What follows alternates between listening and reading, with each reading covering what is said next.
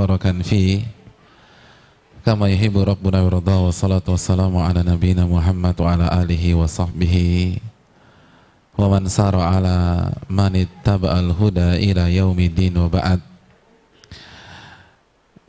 Ibu-ibu gimana kabarnya, Bu? Baik? Alhamdulillah, alhamdulillah.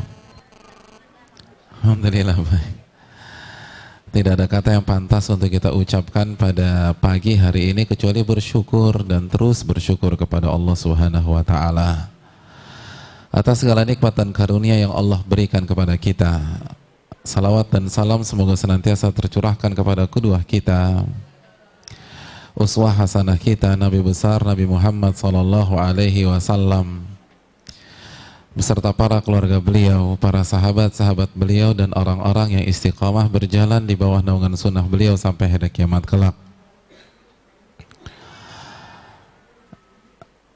Ibu-ibu yang dirahmati oleh Allah Subhanahu wa taala,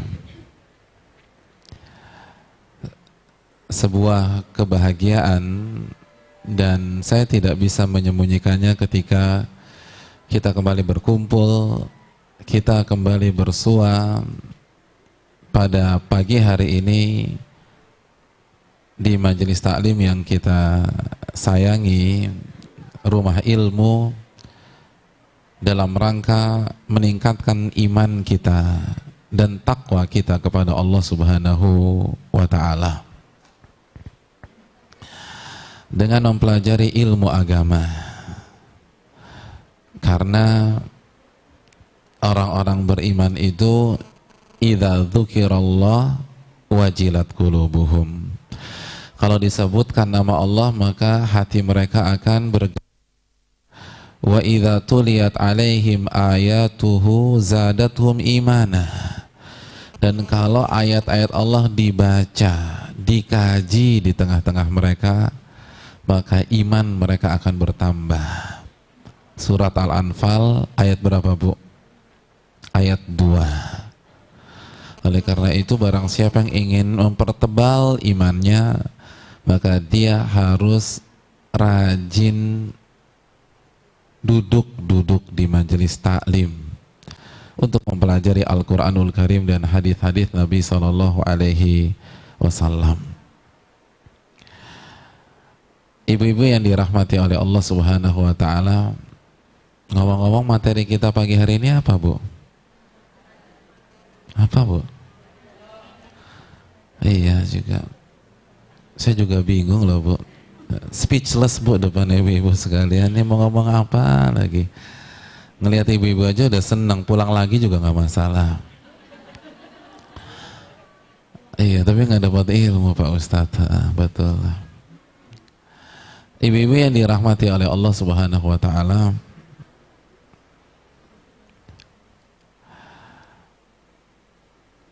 materi yang insya Allah kita akan bahas, kita akan kaji, dan kita akan resapi pada kesempatan kali ini adalah ayat yang merupakan intisari dari Al-Quranul Karim.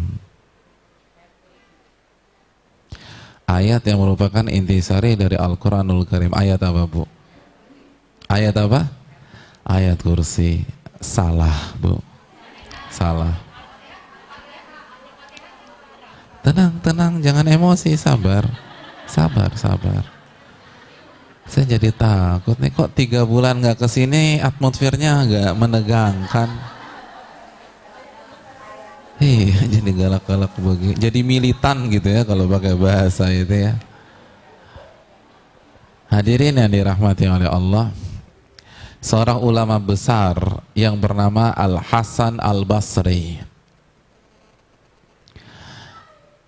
beliau menyatakan Allah menurunkan kitab-kitab sucinya.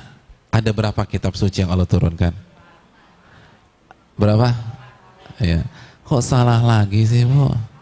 104 kitab suci. Iya.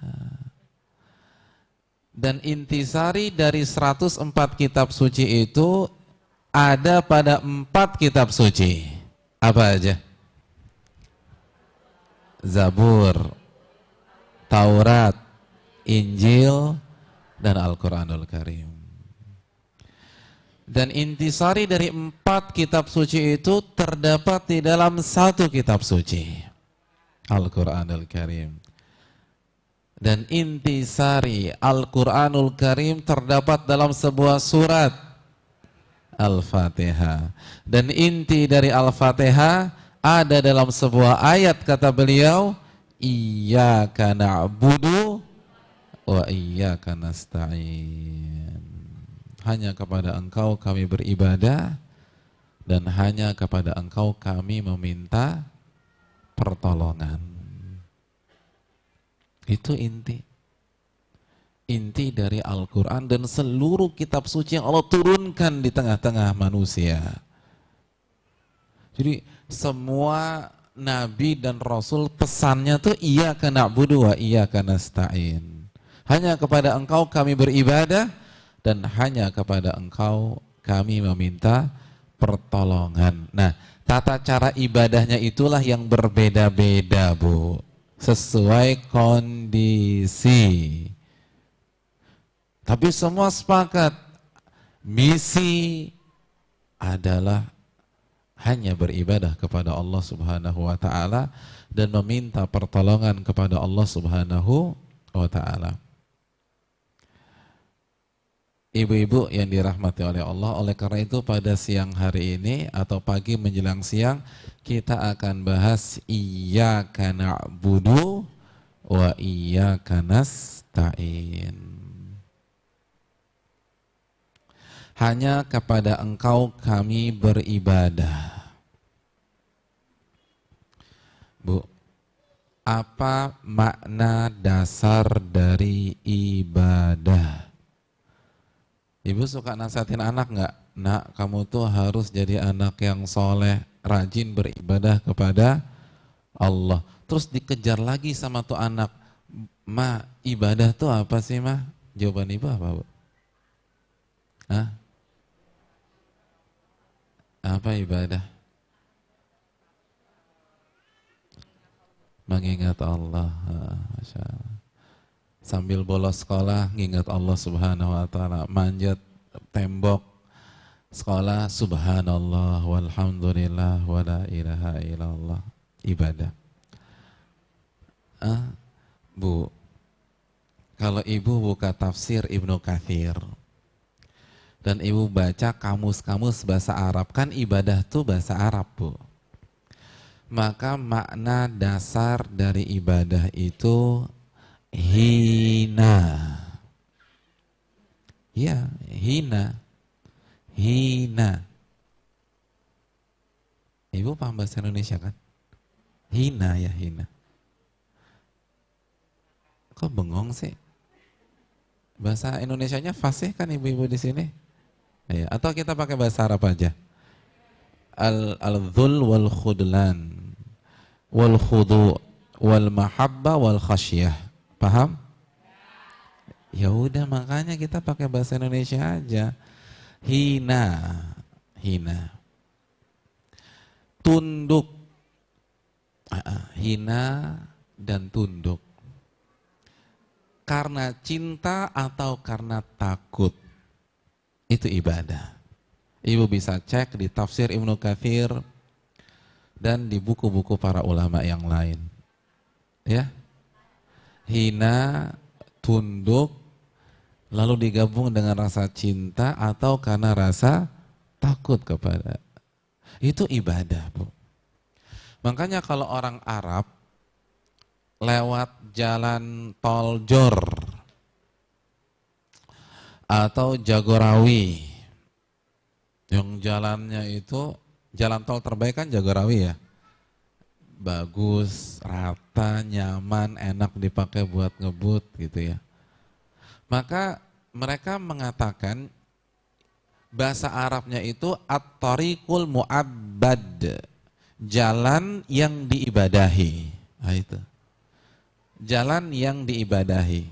Kenapa? Karena sebuah jalan yang telah diratakan, dibeton, diaspal, jalan itu jadi hina. Kenapa jadi hina? Karena semua pengguna jalan bisa nginjek-nginjek jalan tersebut. Bisa ngelindes jalan tersebut. Saya ingin tanya, sesuatu yang bisa diinjek-injek oleh semua orang, mulia atau hina? Hina, iya enggak? Beda dengan jalan menuju puncak Everest. Ibu tahu nggak puncak Everest, Bu? Masya Allah ya. Nggak semua orang bisa mendaki gunung Everest dan sampai pada puncaknya. Butuh keahlian khusus, persiapan. Maka jalan itu mulia dalam bahasa Arab. Makanya kan kalau pencinta alam bahasanya apa? Saya sudah tundukkan Gunung Salak misalnya. Jadi bahasanya tuh tundukkan. Karena jalan itu punya tingkat kesulitan yang luar biasa.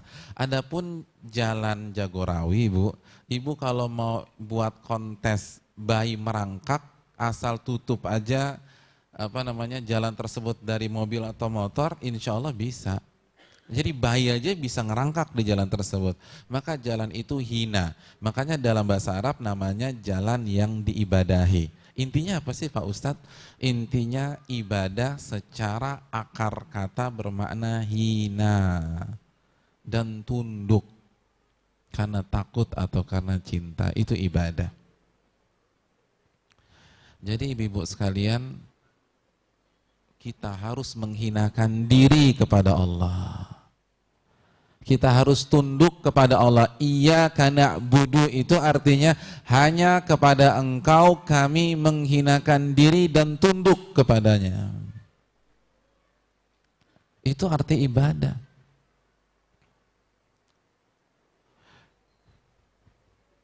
Makanya ibu-ibu yang dirahmati oleh Allah Subhanahu wa taala, ibadah-ibadah terbaik di dalam Islam, ibadah terbaik itu apa sih? Rukun Islam ya. Mulai dari haji, lalu berikutnya puasa, berikutnya zakat, berikutnya sholat. Kenapa dijadikan ibadah terbaik? Karena ibadah-ibadah tersebut sangat mengekspos kehinaan diri kita kepada Allah Subhanahu wa taala. Ibadah terbaik itu sholat. Bu, kenapa ibadah terbaik itu sholat? Karena dalam sholatlah sisi-sisi kehinaan kita terungkap. Apa zikir yang pertama kali kita baca ketika kita ingin sholat? Apa Bu? Kok bingung? Terakhir sholat bulan apa? Ya takbiratul ihram. Ya tuh ibu-ibu. Arti takbiratul ihram kan Allahu Akbar. Apa arti Allahu Akbar? Allah Maha Besar. Kalau Allah Maha Besar berarti kita ini apa Bu? Kecil, kerdil, rendah, hina di hadapan Allah Subhanahu wa taala. Lalu di sana ada ruku. Ruku pun kan menundukkan diri. Hanya orang-orang yang ada di bawah yang akan ruku. Itu simbol kehinaan. Dan klimaksnya, puncaknya ada pada gerakan sujud. Karena ketika sujud, kita meletakkan kepala kita, anggota tubuh yang paling mulia, sehingga sejajar dengan permukaan tanah. Bu, anggota tubuh yang paling ibu jaga, yang paling ibu muliakan apa? Kepala, ya. Ibu lagi ke pasar, jempol ibu diinjak, masih bisa sabar nggak? Masih, walaupun mungkin pas cantengan gitu, paling aduh kesel, tapi masih bisa sabar. Pundak ibu disenggol orang, masih bisa sabar? Masih. Tapi kalau kepala ibu digituin orang, ibu bisa sabar? Nanti dulu. Bu, sabar Bu. Sabar tuh di pengajian, Pak Ustadz, saya dihinain orang. Kenapa kita sulit sabar ketika mainannya kepala? Karena ini simbol kemuliaan. Simbol. Nggak sakit sih digituin, tapi penghinaan itu. Nah ketika kepala itu kita sejajarkan dengan permukaan tanah, itu titik nadir sebuah kehinaan. Dan yang lebih luar biasanya, pada saat posisi kita seperti itu, zikir yang kita baca apa? Subhana rabbiyal a'la. Maha suci Allah yang maha tinggi. Jadi dari bacaan, dari posisi, itu semuanya tertuju pada kehinaan. Oleh karena itu ibu-ibu yang dirahmati oleh Allah Subhanahu wa taala, camkan baik-baik, kita ini hina, kecil di hadapan Allah Subhanahu wa taala. Rendah di hadapan Allah Subhanahu wa taala. Itu inti dari ibadah. Makanya kan itulah alasannya kenapa kita nggak boleh sujud kepada makhluk, jatuh ke dalam kesyirikan. Kenapa? Karena posisi itu posisi kehinaan yang nggak boleh diberikan kecuali kepada Allah.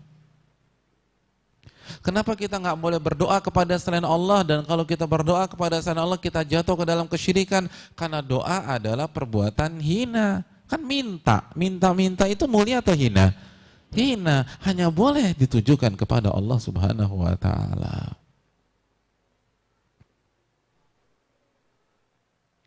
Kita itu hina, Bu, rendah, kerdil di hadapan Allah Subhanahu wa taala.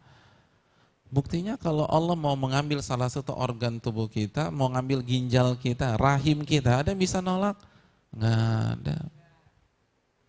Betapa hinanya kita di hadapan Allah. Betapa kecilnya, kerdilnya kita di hadapan Allah.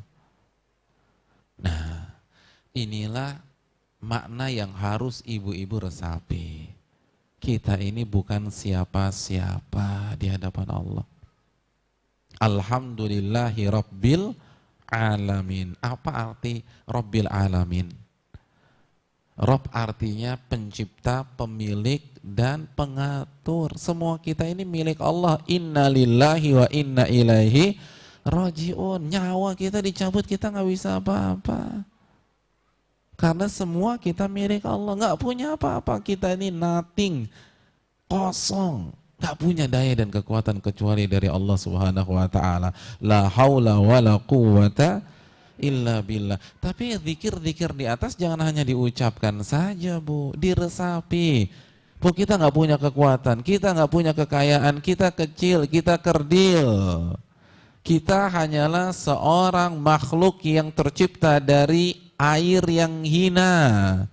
Mimmani yumna, kata Allah, dari mani. Sampai yang punya aja nyuci tuh air kalau keluar, nggak mau dikoleksi. Hina. Itu yang harus kita sadari.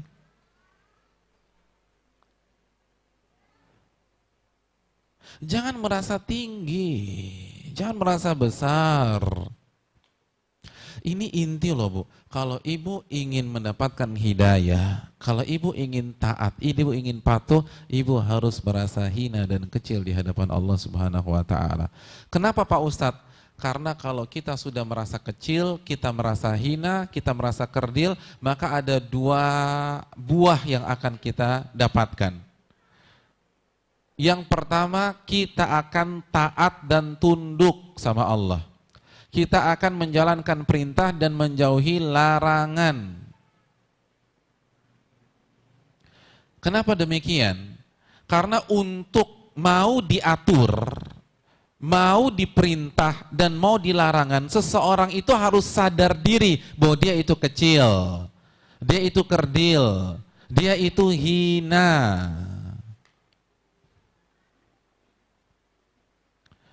Ibu punya asisten.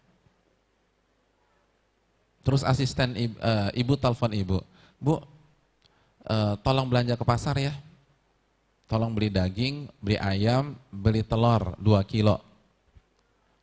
Saya lagi nggak mood ke pasar. Kira-kira ibu akan pergi ke pasar nggak? Enggak. Kenapa ibu nggak mau? Karena ibu merasa ibu ada di atas.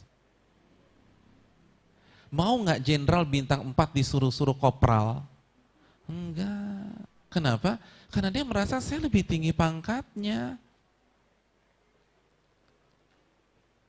Untuk bisa taat kita harus merasa diri bodoh, merasa diri hina, merasa diri kecil, itu intinya. Makanya Allah berfirman dalam surat Al-Alaq, Kalla innal insana la yatgha ar-ra'ahu stagna. Ingat ayat tersebut, Iqra bismi rabbikal ladzi khalaq. Khalaqal insana min 'alaq. Iqra wa rabbukal akram alladzi 'allama bil qalam. 'Allamal insana ma lam ya'lam.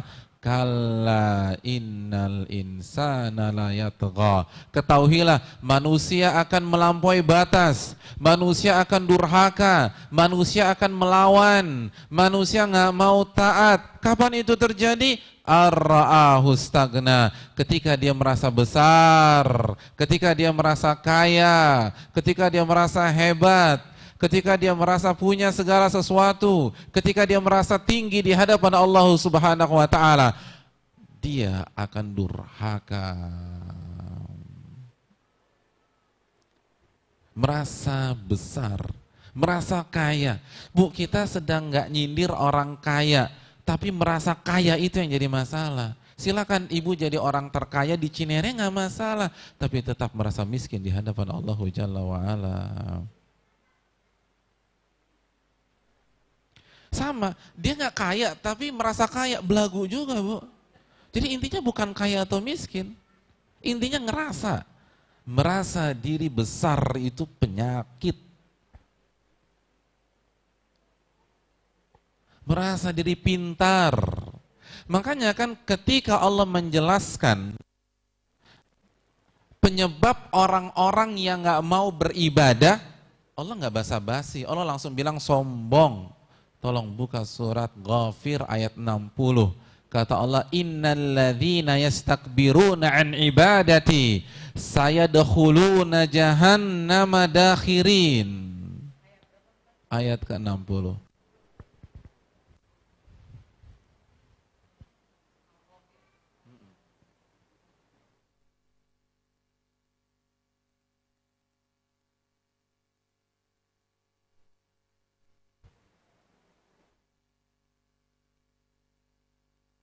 Siapa yang bisa baca, Bu?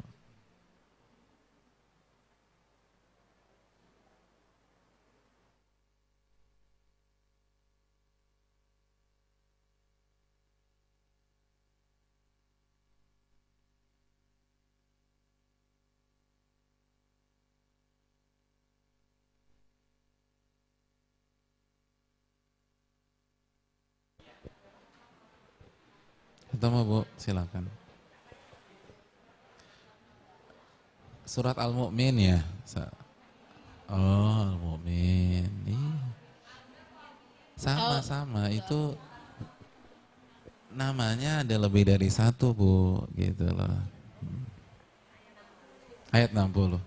Ghafir ada? Ya udah baca aja. Aku berlindung pada Allah dari godaan setan yang terkutuk dengan menyebut nama Allah yang Maha Pengasih lagi Maha Penyayang. Dan Tuhanmu berfirman,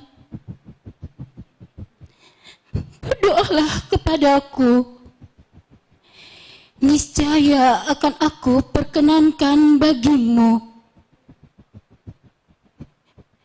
Sesungguhnya orang-orang yang sombong tidak mau menyembahku akan masuk neraka jahanam dalam keadaan hina dina. Ya, terima kasih, Bu. Allah berfirman, innalladzina yastakbiruna an ibadati sayadkhuluna jahannama dakhirin. Sesungguhnya orang-orang yang sombong sehingga mereka nggak mau ibadah kepada Allah. Jadi Allah jelaskan inti dari orang nggak mau sholat, nggak mau puasa, nggak mau zakat, nggak mau taat, nggak mau menutup aurat, sombong. Dan sombong artinya apa sih? Merasa diri besar, merasa diri kaya, merasa diri cerdas. Sombong.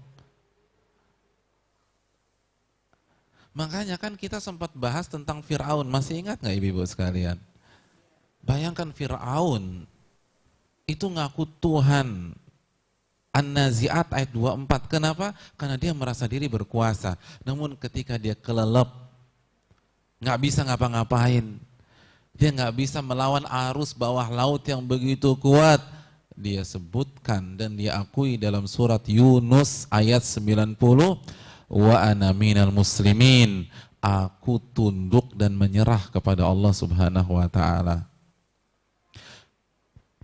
Kalau ibu ingin bisa beribadah kepada Allah, ibu harus merasa diri kecil di hadapan Allah.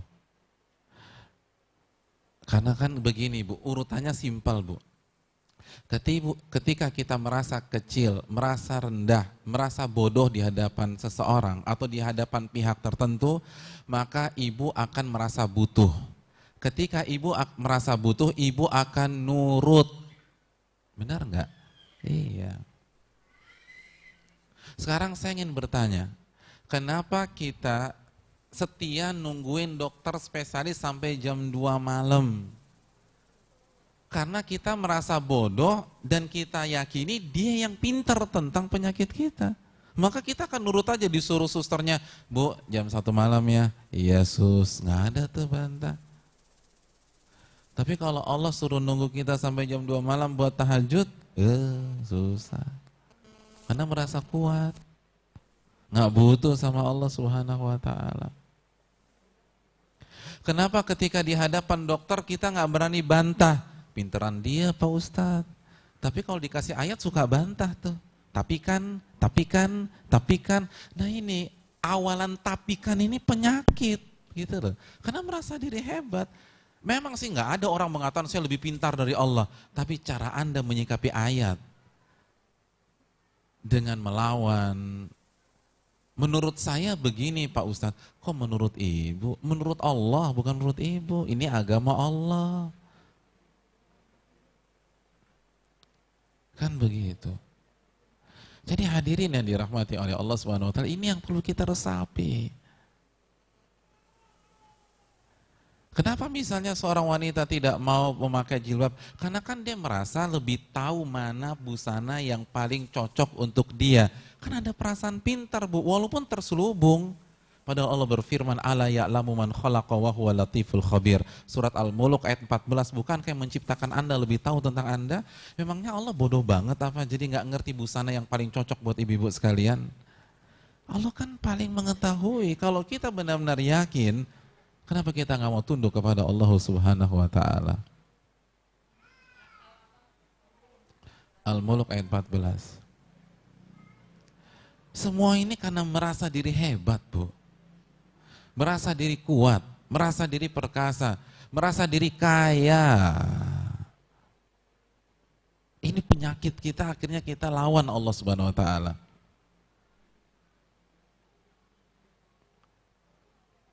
Jadi hadirin yang dirahmati oleh Allah Subhanahu wa taala, ketika kita beribadah kepada Allah Subhanahu wa taala, ketika kita merasa diri rendah, merasa diri kecil, maka kita akan tunduk menjalankan perintah dan menjauhi larangan. Kalaupun nggak masuk logika kita sekarang, kita akan katakan yang pintar tuh Allah bukan saya. Saya akan kerjakan walaupun sampai hari ini saya belum tahu hikmahnya. Karena Allah berfirman, Alif Lam Mim dzalikal kitabul la raiba fi hudal lil muttaqin. Alif Lam Mim, kitab ini nggak ada keraguan. Kalau ada masalah, yang kita salahkan itu pikiran kita, jangan Allah Subhanahu wa taala. Makanya Bu, agama kita tuh apa Bu? Nama agama ibu apa sih Bu? Islam. Apa arti Islam? Menyerah. Itu Islam. Islam maknanya menyerah. Qul inna salati wa nusuki wa mahyaya wa mamati lillahi rabbil alamin la syarikalah wa bidzalika umirtu wa ana awwalul muslimin. Al-An'am 162. Katakanlah sesungguhnya salatku, ibadahku, hidupku dan matiku aku serahkan, serahkan kepada Allah. La syarikalah, tidak ada sekutu bagi Allah. Itu yang diperintahkan kepada diriku, dan aku adalah orang yang pertama kali menyerah kepada Allah. minal muslimin. Islam artinya menyerah. Saya ingin tanya sama ibu-ibu sekalian. Kalau seorang tentara mengangkat bendera putih seperti ini, artinya apa? Menyerah. Kapan dia akan menyerah? Pada saat dia merasa lemah. Kalau dia masih punya senjata nuklir, kira-kira dia mau menyerah enggak? Enggak. Tentara akan menyerah ketika dia merasa lemah, ketika dia merasa senjatanya tidak sebanding dengan musuhnya. Ketika dia merasa dia sudah terpojok, dia nggak bisa kabur, disitulah saatnya seseorang itu menyerah. Nah, nama agama kita menyerah kepada Allah. Kapan kita akan menyerah? Saat kita merasa diri lemah di hadapan Allah. Maka kita akan nurut perintah dan larangan Allah Subhanahu wa taala.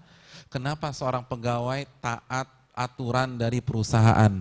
Karena dia merasa lemah di hadapan perusahaannya. Yang gaji saya perusahaan. Tuh bisa tuh. Jadi kalau bicara gaji bisa. Disuruh pakai pakaian Santa Claus juga pakai aja karena dia yang gaji. Lalu bagaimana Ar-Razzaq? Bagaimana yang maha memberikan rezeki kepada kita? Kok nggak mau diatur busananya? Disuruh pakai kimono mau karena kerja misalnya di restoran Jepang. Mau, kenapa? Kok Anda mau sih pakai kimono, nggak pakai pakaian adat Jawa aja? Karena saya kerja di perusahaan di restoran Jepang, Pak Ustadz. Ini perintah perusahaan karena perusahaan yang gaji saya. Bisa ya begitu ya? Terus bagaimana dengan yang menciptakan Anda, yang kasih Anda jantung, yang kasih Anda kecantikan? Itu restoran kasih Anda kecantikan enggak? Enggak kan? Dia memanfaatkan kecantikan yang Allah berikan kepada Anda. Anda bisa taat. Kenapa sama Allah enggak bisa taat? Karena merasa diri hebat kan, merasa diri bisa cari uang sendiri, merasa bisa mengerjakan sesuatu sendiri, akhirnya kita enggak mau taat. Ini enggak bisa dibantah, Bu. Kalau kita mau taat, kita harus merasa diri kecil. Karena seseorang yang merasa diri besar tidak akan mau diperintah dan dilarang, nggak akan mau. Dia yang akan merintah dan melarang. Orang yang merasa diri cerdas, dia akan membantah. Makanya Bu, kemaksiatan yang pertama di alam semesta itu kemaksiatan siapa? Bukan saya sih Pak Ustadz, iya bukan Ibu, siapa? Di alam semesta. Iblis. Iya, iblis, Masya Allah. Nggak apa-apa lah. Udah keras, salah lagi. Ya. Tapi ini yang saya suka pede itu. Yang penting nyebut aja dulu Pak Ustadz, salah belakangan lah. Nama juga saya belajar.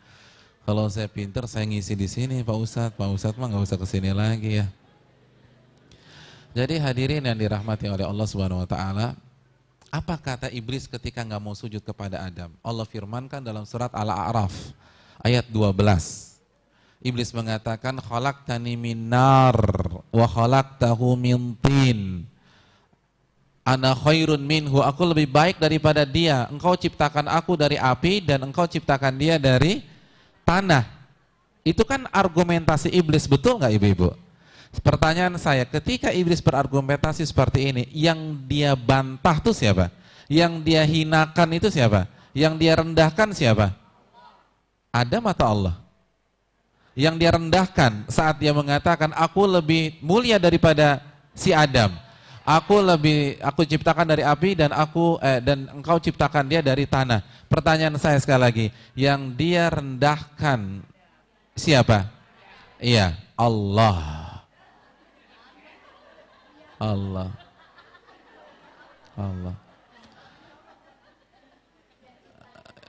Ibu-ibu jangan terprovokasi. Kalau memang yakin terus saja Allah. Itu ya, benar kata orang, wanita tuh labil kata orang. Baru dikasih, aduh ibu-ibu. Enggak apa-apa. Ibu-ibu yang dirahmati oleh Allah. Yang diserang oleh iblis, dibodoh-bodohi, direndahkan itu Allah. Tapi iblis cerdas. Iblis nggak berani nyerang langsung. Maka iblis pakai Adam. Jadi seakan-akan nyerangnya ke kanan Bu, tapi ke sana Bu, gitu loh. TikTok gitu loh kata orang zaman sekarang. Jadi maknanya begini.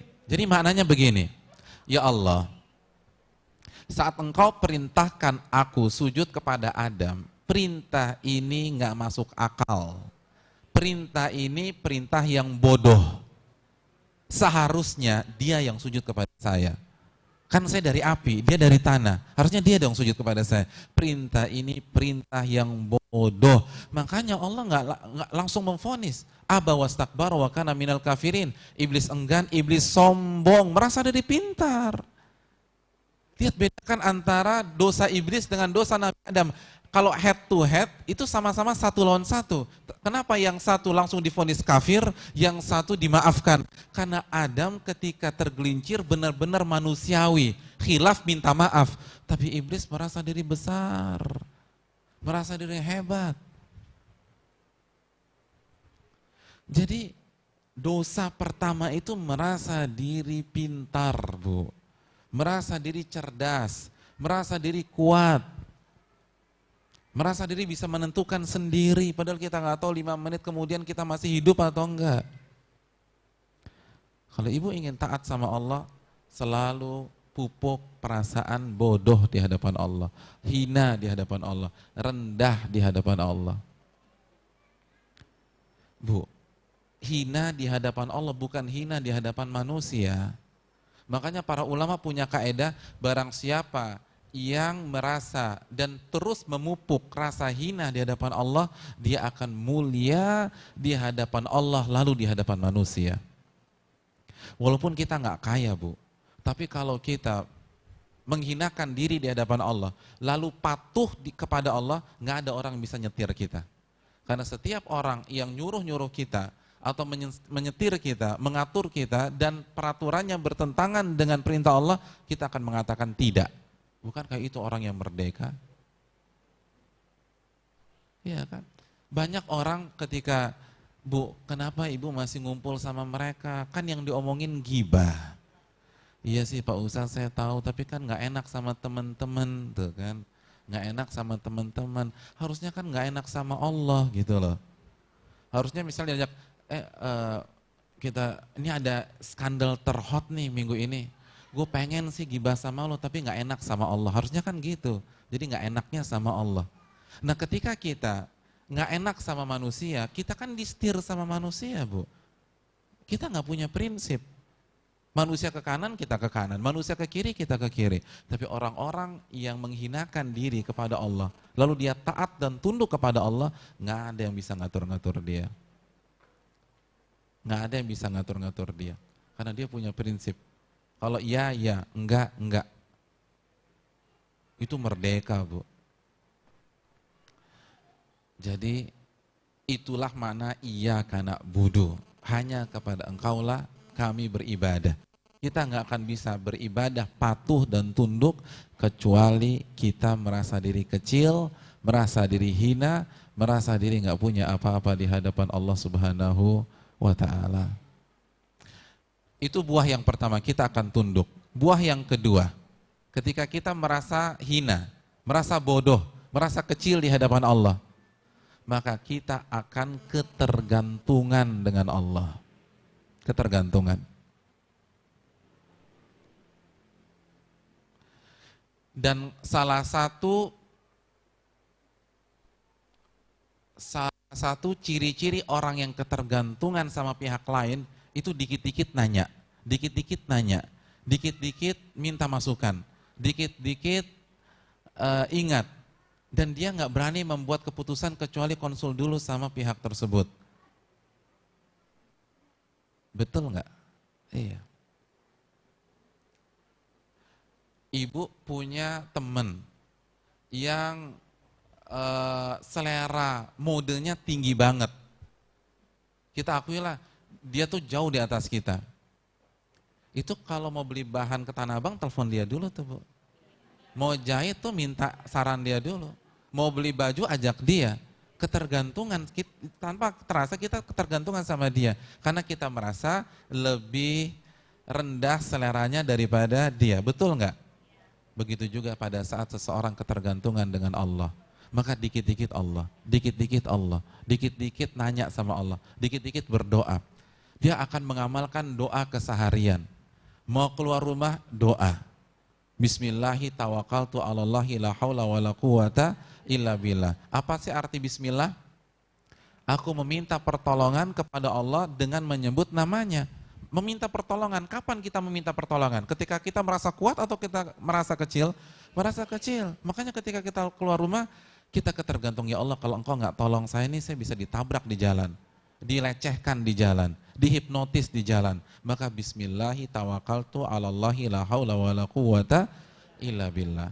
Begitu juga ketika kita masuk rumah dan merasa diri kita kecil dan lemah, kita akan ketergantungan kepada Allah. Kita akan berdoa dulu masuk rumah. Apa doa masuk rumah? Loh kok bingung? Terakhir pulang ke rumah bulan apa? Loh. Iya kan? Kalau tiap hari pulang ke rumah nggak mungkin lupa. Ini udah lama nggak pulang ya? Bahaya. Bismillah. Bismillah itu aja. Lalu ucapkan salam. Kalau rumah lagi kosong, hadis Bukhari, assalamu alaina wa ala ibadillahis salihin. Kalau rumahnya ada penghuni, udah assalamualaikum warahmatullahi wabarakatuh. Bismillah, minta pertolongan kepada Allah. Pak Ustadz, ini kan rumah sendiri, jangan lebay lah. Nah ini masalahnya, Bu. Itu merasa diri aman, merasa diri kuat. Karena mentang-mentang itu rumah kita sendiri, maka kita merasa nggak butuh minta pertolongan kepada Allah. Saya ingin bertanya, bukankah banyak wanita, banyak ibu-ibu justru memiliki masalah rumah lebih banyak daripada di luar rumah? Iya. Betapa banyak kita kalau ketemu teman arisan nyambung, ketemu teman SMA seru, tapi ketemu suami di rumah berantemnya luar biasa. Sudah berhari-hari tidak komunikasi. Sudah berbulan-bulan tidak diberikan nafkah batin. Sudah 2 tahun ini kita tidur bersama anak kita yang paling kecil. Jadi jangan remehkan masalah di rumah loh, Bu. Itu fatal. Masalah di rumah lebih mengerikan daripada masalah di luar rumah. Banyak orang yang tegar ketika mendapatkan masalah di luar rumah, ketika dia mendapatkan rumah baiti jannati. Tapi orang akan down ketika rumahnya berantakan, berantem sama suami, dipukulin suami, dibanting suami. Iya. Loh. Beneran. Saya pernah mengisi salah satu kajian di Jakarta, itu salah satu jamaah memberikan testimoni persaksian.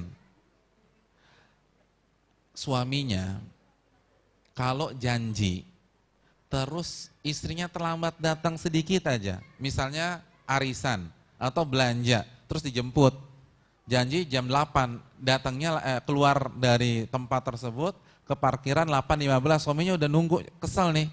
Apa yang dilakukan suaminya? Itu paha istrinya digunting sama suaminya. Iya, gunting. Iya, itu real. KDRT di Jakarta kan ngeri, Bu. Udah gak kebayang deh, sinetron kalah udah. Itu di rumah tuh, Bu.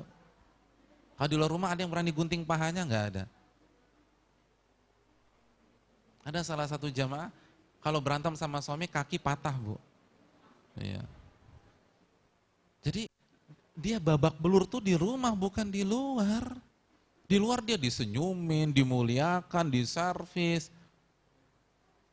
Jujur, di mana kita lebih banyak meneteskan air mata, di luar rumah atau dalam rumah?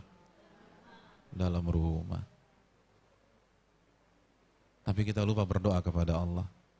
Karena merasa diri hebat, merasa diri nggak butuh, merasa diri bisa menyelesaikan urusan-urusan rumah kita sendiri. Kan ini rumah saya, Pak Ustadz, nggak ada maling. Bu, masalah bukan hanya maling. Bisa jadi masalah justru lahir dari orang terdekat kita, dari anak-anak kita. Bu, mendingan dibentak-bentak tukang sayur daripada dibentak-bentak anak, Bu. Benar enggak? Iya. Kita akan lawan kalau dibentak tukang sahur, tapi kalau dibentak anak itu nggak sanggup lagi, kita akan jatuh lunglai dan menangis. Ini menunjukkan kenapa kita lupa berdoa, karena merasa diri kuat. Adapun orang beriman masuk rumah bismillah. Terus baca assalamualaikum warahmatullahi wabarakatuh. Semoga keselamatan menimpa kita atau keselamatan menaungi kita. Iya kan? Coba saya ingin tanya, kita evaluasi ya. Lebih sering mana? Mengucapkan salam ke suami sendiri atau ke suami orang lain? Benar nih. Assalamualaikum ya. Oh, bagus nah. Alhamdulillah. Betapa banyak ibu-ibu kalau SMS ustadznya assalamualaikum ustadz, semoga ustadz dalam lindungan Allah. Tapi kalau SMS suami nggak ada tuh assalamualaikum warahmatullah. Kalau ketemu Pak RT assalamualaikum Pak RT. Tapi kalau masuk rumah nggak ada SMS assalamualaikum kepada suami. Jadi merasa aman gitu loh. Tapi alhamdulillah di Rumil ini nggak begitu. Alhamdulillah. Alhamdulillah. Kenapa? Karena kita merasa aman. Kenapa merasa aman? Merasa bisa menyelesaikan semuanya sendiri, kan itu. Orang yang merasa kecil, merasa hina, merasa bodoh, dia akan ketergantungan. Dia akan ketergantungan. Dikit-dikit yang dihubungi Allah. Makanya para ulama mengatakan, catat kaidah ini. Ulama mengatakan, man minna yas'alullah qabla an yas'alan nas. Siapa di antara kita ketika ada masalah, yang pertama kali dia hubungi Allah, bukan manusia. Siapa di antara kita ketika ada masalah mobil di tol atau di jalanan, yang pertama kali dia lakukan angkat tangan minta kemudahan dari Allah Subhanahu wa taala. Sebelum dia telepon suaminya, sebelum dia telepon regu derek yang ada di jalanan, sebelum dia telepon bengkel langganan, angkat tangan minta kepada Allah Subhanahu wa taala. Siapa di antara kita ketika laqadarullah kita dapatkan berita anak kita kecelakaan sepeda misalnya, langsung kita angkat dan minta agar Allah menjaga anak kita tersebut. Sebelum hubungi tetangga, sebelum hubungi rekan dan lain sebagainya. Siapa di antara kita yang melakukan demikian? Yang pertama kali dia hubungi Allah karena dia ketergantungan kepada Allah. Itulah mana wa iyyaka nasta'in. Hanya kepada Engkau kami meminta pertolongan, ketergantungan. Jadi dikit-dikit Allah, dikit-dikit Allah, dikit-dikit sholat. Ada masalah wudhu sholat. Makanya itu kan dilakukan para nabi. Kata Nabi SAW, Nabi itu lifestyle-nya, idha hazabahul amru qama raka'atain. Para Nabi itu kalau ada masalah, langsung sholat 2 rakaat. Minta petunjuk kepada Allah SWT. Kita lupa, yang pertama kali kita hubungi teman kita, tim legal kita, suami kita, kenalan kita yang ada di kepolisian, atau kenalan kita yang ada di departemen tersebut. Angkat tangan kepada Allah Jalla wa'ala, minta. Karena Allah punya jutaan, miliaran makhluknya yang bisa menolong kita pada detik itu. Kalau kita hubungi suami kita pada saat kita ada di jalan, Cinere ke TBC Matupang aja berapa menit, Bu? Tapi Allah punya tentara-tentara yang kita tidak tahu. Jadi ketergantungan, minta dan minta dan minta kepada Allah. Dan ini yang harus kita rekam di dalam hati kita. Bukan hanya doa, tapi doa dengan penuh ketergantungan kepada Allah Subhanahu wa taala. Bu, yang bikin doa kita lambat dikabulkan, di antaranya adalah kurangnya ketergantungan kita kepada Allah Subhanahu wa taala. Walaupun kita berdoa ya, tapi ngarep sama makhluknya itu masih ada.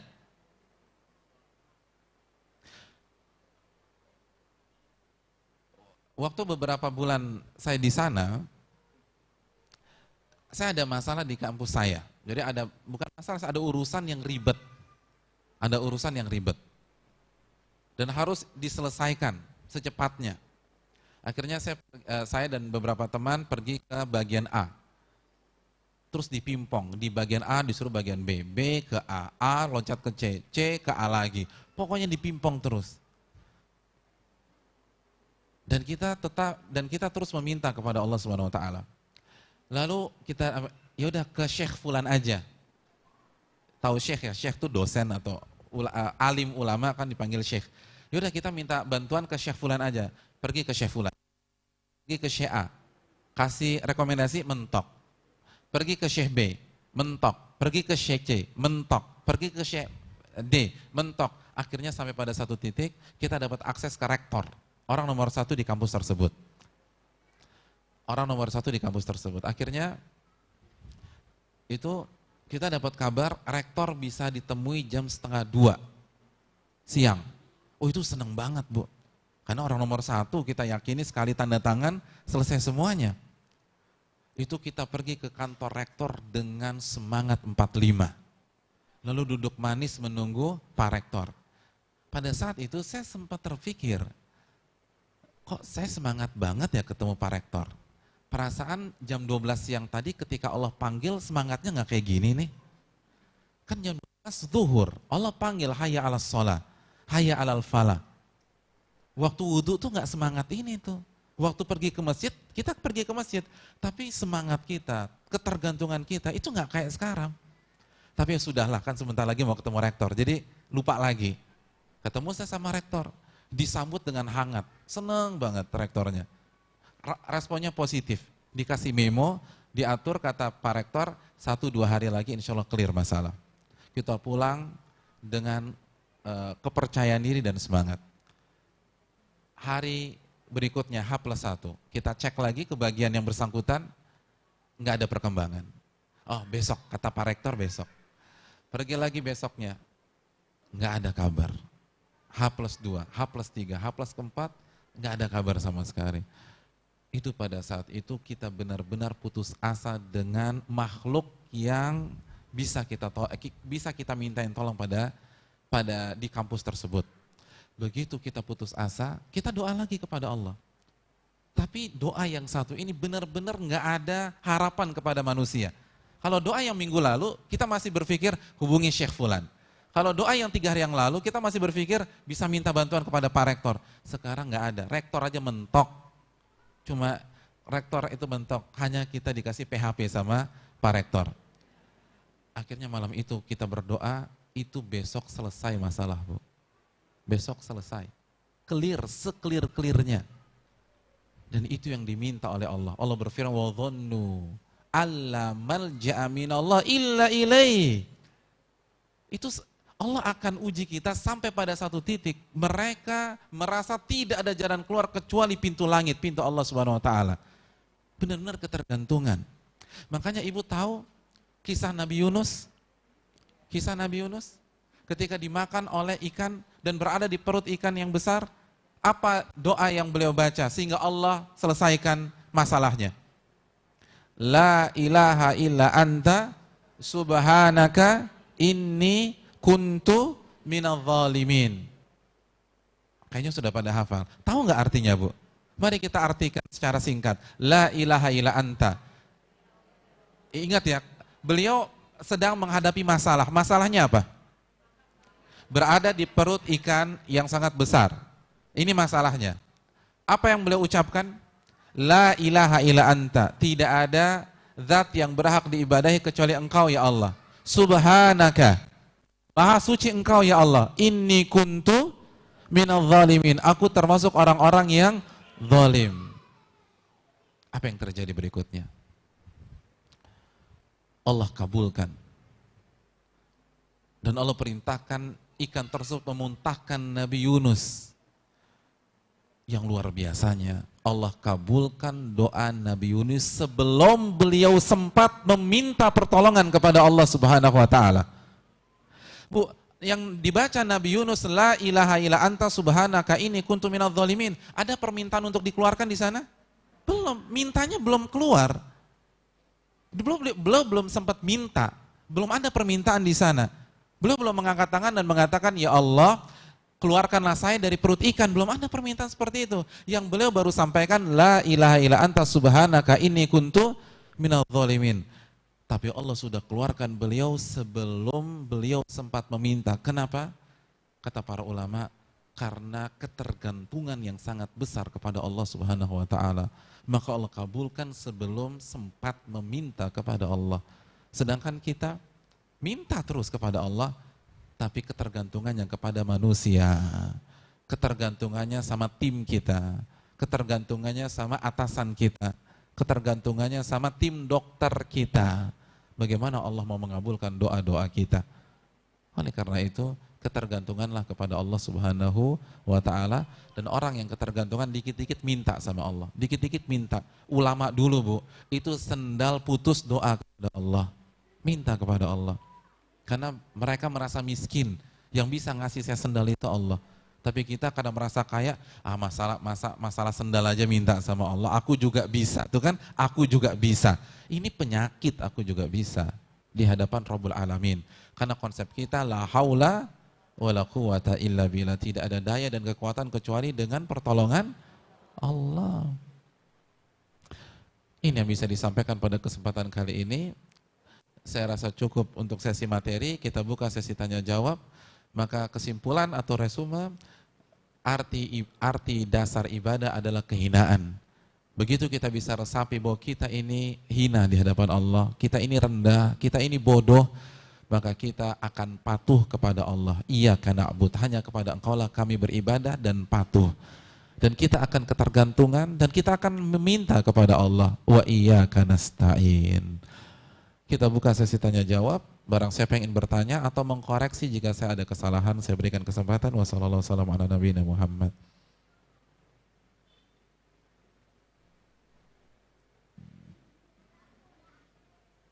Ada pertanyaan? Silakan. Iya, silakan, Bu.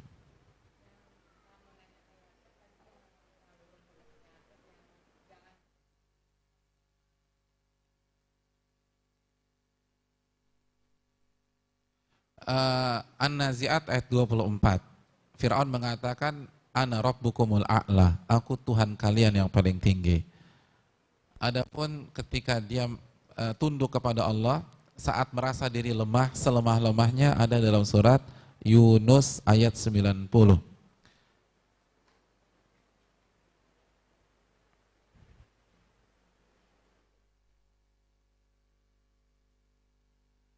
Iya, silakan, Bu.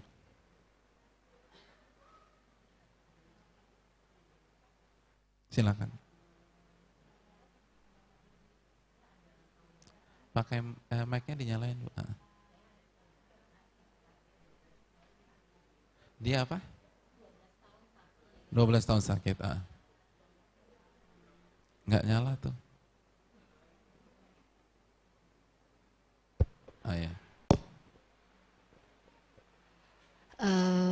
Dia 12 tahun sakit diabetes ya, sudah banyak serangan-serangannya, hampir semua organnya komplikasi. Sebenarnya saya menilai dia seorang yang sangat sabar, sangat jujur, juga sangat menjaga perasaan orang, juga suka bersedekah. Tapi saya mungkin karena memang background kami juga sama-sama mualaf, menjalankan seperti syariat, seperti sholatnya kami kurang. Pada saat ini saya tahu hidayah itu dari Allah, tapi saya ingin sekali saudara saya itu mendapat hidayah. Sampai saya bilang gini, Kak, berdoa sama Allah, berdoa sama Allah. Saya tahu dia baik, tapi dia bilang begini, saya malu untuk berdoa. Saya malu untuk meminta sama Allah. Bagaimana saya sebagai adik menasehati yang saya tahu sekali beliau sangat baik secara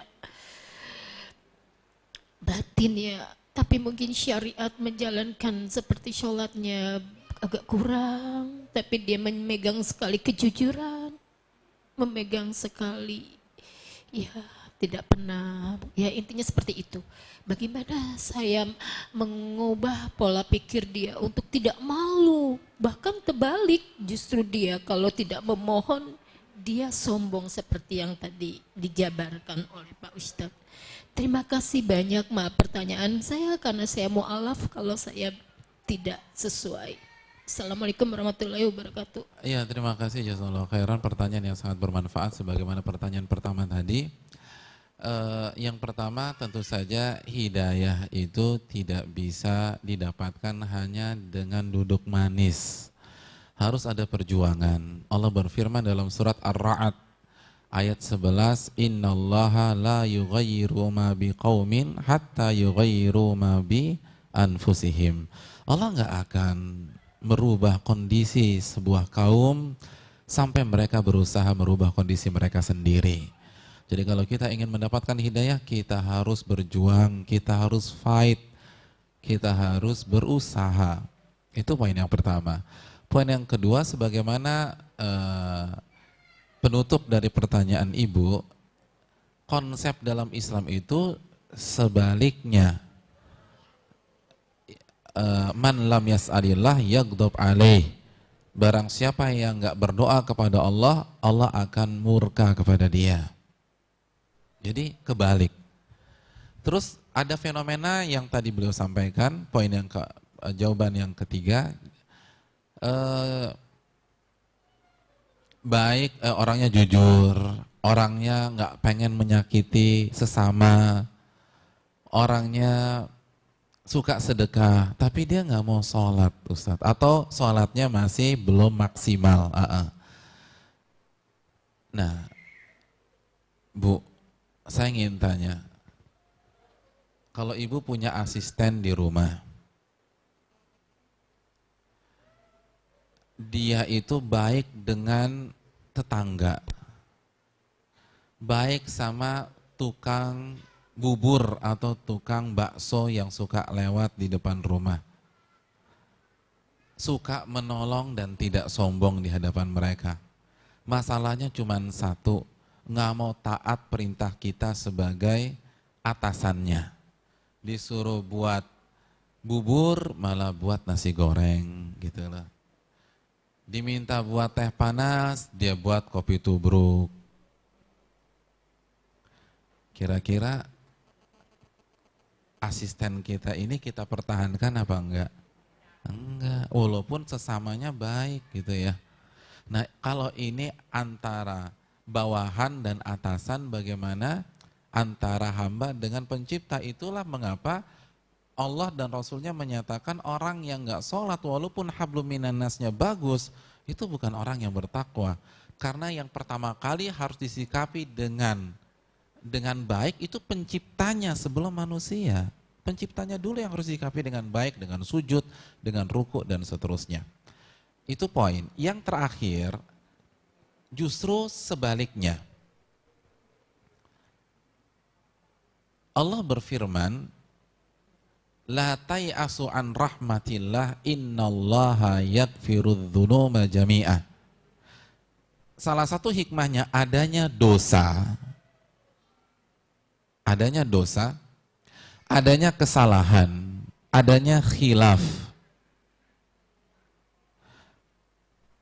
agar kita merasa diri kotor di hadapan Allah, agar kita merasa diri rendah di hadapan Allah.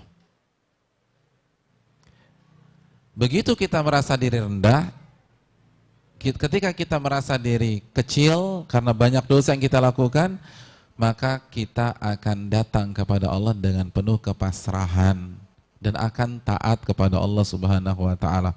Bukan sebaliknya, justru nggak mau dan menjauh. Kenapa dia menjauh? Jawabannya, hadirin yang dirahmati oleh Allah Subhanahu wa taala, karena dia putus asa akan rahmat Allah Subhanahu wa taala. Kayaknya Allah nggak akan ngampunin dosa gua nih, dosa gua udah kebanyakan kan gitu ya. Nah, Allah ingatkan orang-orang seperti itu. Di antaranya dalam surat Az-Zumar ayat 53. Allah berfirman, "Qul ya ibadiyalladzina asrafu ala anfusihim." Wahai Muhammad, bilang tuh sama hamba-hambaku yang banyak melakukan dosa. Apa yang harus disampaikan? La taqnatu min rahmatillah. Jangan putus asa. pada rahmat Allah Subhanahu wa taala. Kenapa? Innallaha yaghfirudz dzunuba jami'a. Karena Allah akan menghapus seluruh dosa-dosanya kalau dia mau menangis di hadapan Allah. Kalau dia mau mengakui kesalahan-kesalahannya.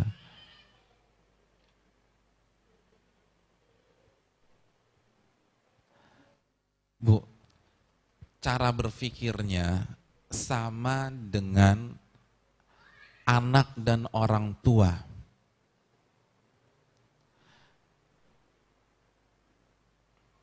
Anak kita usia 15 tahun atau 16 tahun, SMA lah, SMA kelas 1 atau kelas 2. Belum punya SIM. Lalu kita larang bawa mobil. Kita larang untuk nyetir mobil kita. Suatu hari kita keluar, ada urusan, kunci mobil nggak kita simpan, terus anak kita ngeliat tuh kunci nganggur, dia iseng deh, dia bawa tuh mobil keluar, jalan. Ya namanya nggak taat sama orang tua, nggak berkah, nabrak pihak lain. Atau nggak usah nabrak pihak lain, nabrak pohon. Nabrak pohon. Kira-kira psikologi anak pada saat itu terjadi gimana, Bu? Ketakutan. Ketakutan. Stres, galau. Saya ingin tanya, menurut ibu, sebagai orang tua yang bijak, apa yang harus dilakukan si anak? Dia kabur dan nggak pulang, saking takutnya dimarah, dibentak-bentak oleh ibunya atau bapaknya, atau pulang kembali ke rumah dan pertanggungjawabkan kesalahannya separah apapun. Dan kalau dia lakukan itu, apa yang akan ibu lakukan? Ibu akan usir apa ibu akan peluk dia? Ibu akan peluk dia. Tapi yang namanya si anak yang belum matang dalam berpikir, belum dewasa, sebagiannya memilih kabur dan gak berani pulang. Walaupun kaburnya cuma 1-2 hari juga gitu loh. Begitu uang jajannya habis, ya balik lagi ke rumah. Tapi kan kita sepakat, cara lari dari masalah, gak pulang, itu bukan sikap yang bijak. Begitu juga kan sama. Jadi kita ingin, oke, nanti dia akan kita marahi, tetapi kan seporsinya dan kita akan kagum jika dia datang kepada kita dengan penuh tanggung jawab. Dan nanti juga kita peluk kok, nggak mungkin kita usir. Nah begitu juga dengan seorang hamba, sebanyak apapun kesalahannya, justru Anda harus datang kepada Allah sebagaimana seorang anak harus datang kepada kedua orang tuanya, bukan justru kabur dan menjauh. Ini keliru. Dan gak akan menyelesaikan masalah, justru Allah tambah murka sama dia. Bisa dipahami ibu sekalian? Ya Allah ta'ala bisawab. Pertanyaan lain? Ya, Assalamualaikum Pak Ustadz. Siapa nih? Oh Bu Vera, gimana kabarnya Bu Vera? Baik Bu. Saya pikir telekonferensi tadi kan katanya Bu Vera lagi ada di luar. Pak Ustadz saya mau tanya Pak, sebetulnya itu hukumnya kalau kita dengar kajian seperti sekarang ini, kalau kita menggunakan tabir itu wajib atau gimana ya Pak ya? Maksudnya, maksudnya kalau kita dalam belajar itu, maksudnya interaksi antara guru dengan murid itu, apakah memang harus ada hijabnya, ada tabirnya kalau kita sudah besar seperti ini, atau bagaimana Pak? Maksudnya, karena di Rumil ini kan seperti Bapak ketahui kan memang tempatnya terbatas, walaupun insya Allah kita nanti ada rencana di bulan depan kita akan ada renovasi sedikit. Itu seharusnya apakah memang menggunakan tabir atau seperti ini memang ya nggak apa-apa gitu loh Pak, karena kan metode belajar setiap orang kan beda-beda Pak, maksudnya ada yang memang harus visual, ada yang justru dia nggak konsen kalau misalnya nggak ngeliat guru ataupun sebaliknya seperti itu loh Pak. Mohon pencerahan Pak. Makasih. Iya. Hadirin yang dirahmati oleh Allah Subhanahu wa taala, menggunakan tabir untuk membatasi antara atau menggunakan hijab lebih tepat ya, hijab. Makanya hijab itu maknanya kan akan macam-macam nanti. Menggunakan hijab, wallahu ta'ala alam, disyariatkan tapi tidak wajib. Dengan keterbatasan ilmu yang saya ketahui. Disyariatkan ya, ada dalam surat misalnya Al-Ahzab ayat 53. Fas'aluhunna min wara'i hijab. Kalau kalian ingin bertanya kepada istri-istri Nabi, tanyalah di balik hijab. Namun wallahu ta'ala bissawab, yang paling tahu ayat ini Rasulullah sallallahu alaihi wasallam. Dan kalau kita lihat kehidupan Nabi, Nabi sallallahu alaihi wasallam betul menjaga jarak dengan wanita sehingga nggak kebablasan dan menimbulkan fitnah. Tapi Nabi nggak setiap saat pakai hijab dengan wanita, dan banyak sekali memang nggak pakai sama sekali. Contoh, yang ngatur Masjid Nabawi di zaman itu siapa? Nabi. Dan tidak ada tabir yang memisahkan jamaah laki-laki dan perempuan di Masjid Nabawi pada saat itu, nggak ada. Jadi hijab, kalau kita kan suka lihat ada masjid kan, itu nggak ada justru di zaman Nabi SAW. Padahal kalau nggak ada bisa kelihatan nggak? Ya kelihatan kan, jelas. Terus yang kedua, ketika Nabi khutbah Idul Fitri atau Idul Adha, maka Nabi SAW setelah bersolat menghadap jamaah, laki-laki depan dan perempuan ada di belakang dan nggak ada hijab. Dan yang menariknya dalam beberapa riwayat, setelah selesai khutbah Id, beliau khusus mendatangi jamaah wanita. Jadi jamaah wanita nggak boleh bubar dulu, didatangi, dinasehati sekali lagi. Dan nggak ada hijab, jadi nggak ada tabir, nggak ada tabir. Terus dalil yang lain, Nabi SAW pernah berdua-duaan dengan seorang wanita fi sukakil Madinah, di jalan protokol kota Madinah. Sukak itu artinya jalan protokol, jalan yang nggak pernah sepi. Kalau kita mungkin Gatot Subroto, Sudirman itu kan 24 jam nggak pernah sepi. Nah, beliau berbicara berdua-duaan, nggak pakai hijab, jelas berdua-duaan. Beliau lagi jalan dihentikan, lalu minta waktu sebentar, beliau menepi dengan wanita tersebut. Makanya kan di dalam Islam, di dalam fikih Islam, berdua-duaan dengan wanita itu terbagi menjadi dua. Ada yang boleh, ada yang haram. Yang boleh kalau di tempat umum atau orang bisa ngelihat. Sehingga kalau macam-macam kelihatan dan insya Allah nggak ada yang berani macam-macam pada saat itu. Adapun yang nggak boleh ketika tidak ada yang bisa melihatnya. Tidak ada yang bisa melihatnya. Misalnya check in di sebuah kamar atau maupun di tempat terbuka gitu loh. Ustadz tenang saja, saya di hutan Kalimantan. Tapi kalau di hutan Kalimantannya cuma sama si dia kan repot juga. Iya. Yang nonton cuma orang hutan dan seterusnya, dan orang nggak akan malu kalau yang pergokin orang hutan. Jadi itu yang perlu kita camkan. Nah kembali lagi, saya ingin tanya, bicara berdua-duaan di tempat umum ya. Bicara berdua di tempat umum. Tanpa hijab, itu pernah dilakukan Nabi. Sekarang saya ingin bertanya, mana yang lebih besar potensi fitnahnya? Seseorang laki-laki berbicara di sebuah ruangan tanpa hijab, tapi wanitanya banyak seperti ini, atau seseorang laki-laki berbicara berdua-duaan di tempat umum, yang kalau kita boleh persentase potensi fitnah, yang lebih besar fitnahnya mana? Iya, dan itu dilakukan Nabi. Itu aja bisa dilakukan Nabi. Kalau itu dilakukan Nabi, apalagi yang ini gitu loh maksud saya. Jadi kalau mau pakai hijab ya boleh-boleh aja, nggak ada masalah. Tapi itu tidak wajib, dan khusus masalah kajian pengalaman kita, kalau di hijab ibu-ibunya tidur, ngobrol, main gadget, nggak konsen, iya. Wah nggak pakai hijab aja banyak yang berani-berani gitu ya. Tapi di sana itu bukan di sini, di sana gitu ya.